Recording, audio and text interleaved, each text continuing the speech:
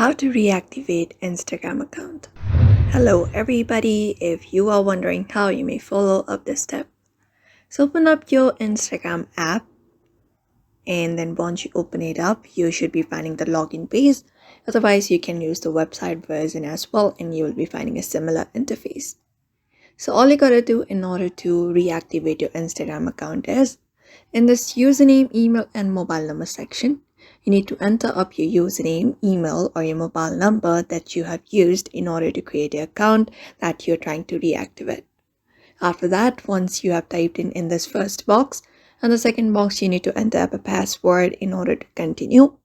Once that is done, simply tap on this login button on your screen. And once you are logged in, maybe you need to enter up a 2-factor authentication code. Once that is done, you will be easily logged into your Instagram account and you will be finding your account active again. So that is how you basically do it. You can follow up the step in order to reactivate your Instagram account. So I hope this video was helpful. Give it a thumbs up and subscribe for more tips and tutorials, and we will see you on the next one.